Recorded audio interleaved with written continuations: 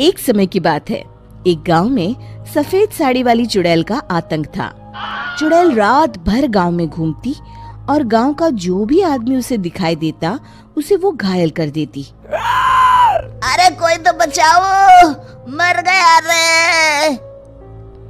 एक रात हरिया अपने खेत से अपने घर लौट रहा था कि तभी अचानक उसके सामने चुड़ैल आ जाती है। अरे बाप रे, ये चुड़ैल कहाँ से आ गई? आज तो मैं गया काम से।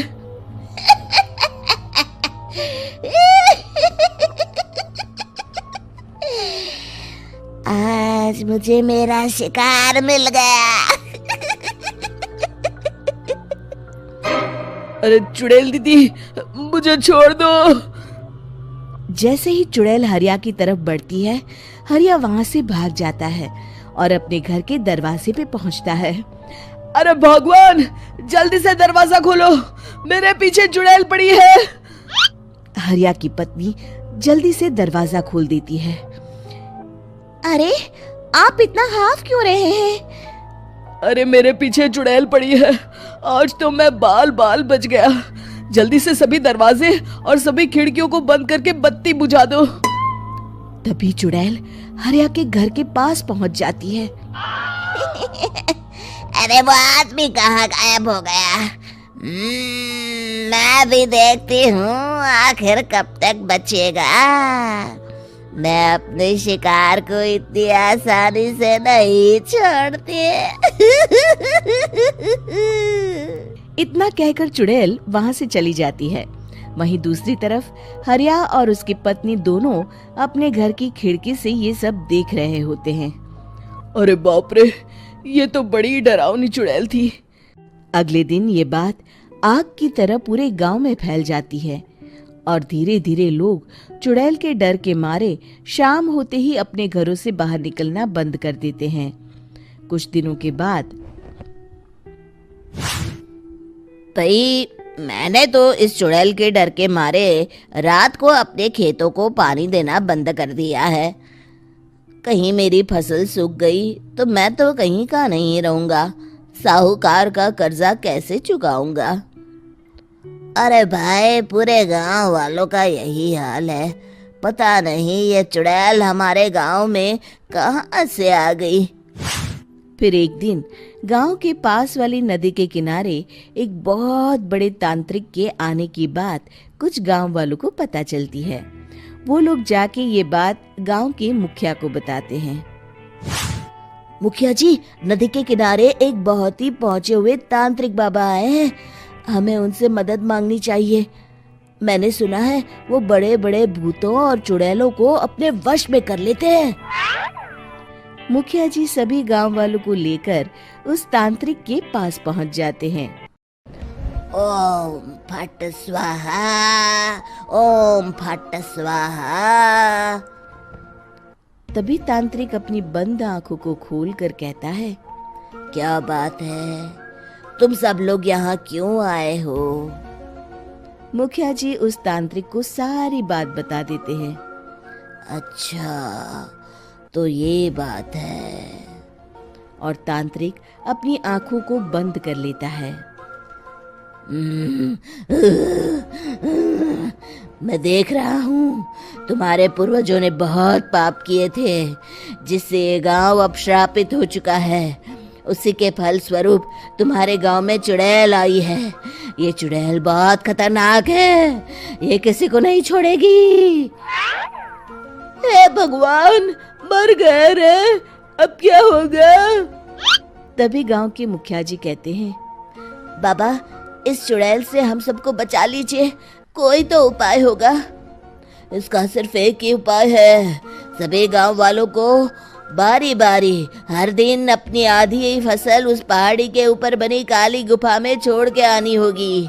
तभी उस चुड़ैल की भूख मिटेगी और श्राप का प्रभाव खत्म हो जाएगा और तुम सब जिंदा बच जाओगे। सभी गांव वाले उस तांत्रिक की बात को मान लेते हैं और वहां से चले जाते हैं। फिर अगले दिन से रोज उस गांव के लोग बारी बारी से अपनी आधी फसल उस काली गुफा के पास जाकर रखाते। कुछ दिनों बाद हरिया की बारी आती है। बाप रे, आज तो मेरी बारी है उस काली गुफा में जाने की। क्या करूं, वो तो बड़ी खतरनाक चुड़ैल है। मेरे तो हाथ पैर कांप रहे हैं।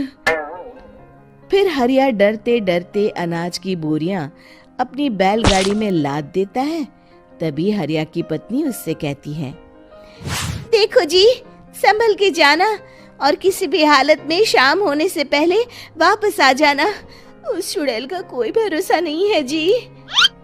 हरिया बैलगाड़ी में बैठते हुए कहता है, भगवान, मैं क्या वापस आऊंगा? लगता है अब तो मेरी खबर ही आएगी। इतना कहकर हरिया वहां से चला जाता है। रास्ते में जंगल से गुजरते हुए हरिया की बैलगाड़ी का एक चक्का बड़े गड्ढे में फंस जाता है। हे भगवान, अब ये क्या मुसीबत है? हरिया नीचे उतर के पूरी ताकत से अपनी बैलगाड़ी को गड्ढे से निकालने की कोशिश करता है।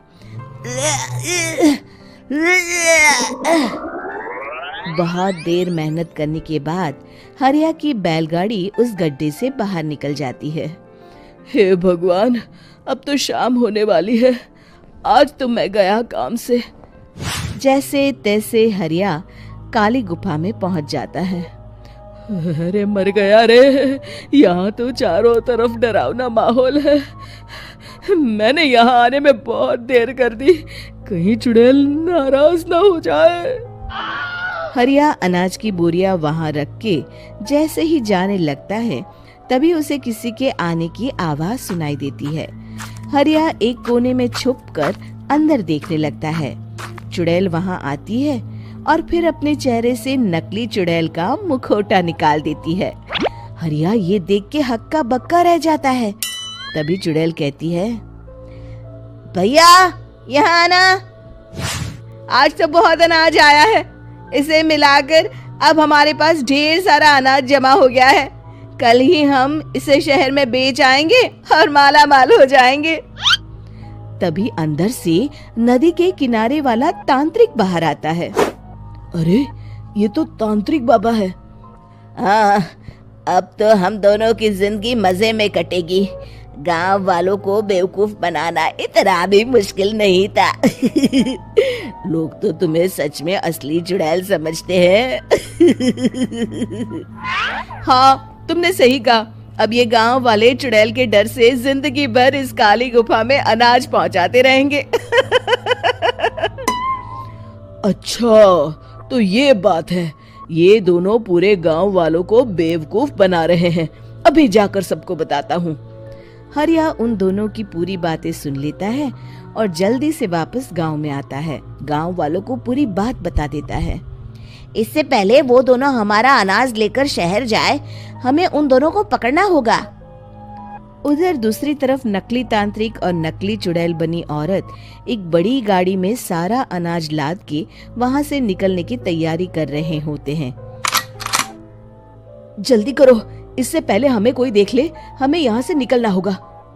और तभी वो दोनों देखते हैं कि सामने से सभी गांव वाले अपने अपने हाथों में मशाल लेके आ रहे हैं। दोनों बुरी तरह डर जाते हैं। रुक जाओ, तुम दोनों का भांडा फूट चुका है। अरे मर गए रे, ये गांव वाले कहाँ से आ गए? तुमने क्या सोचा इतनी आसानी से यहाँ से निकल जाओगे?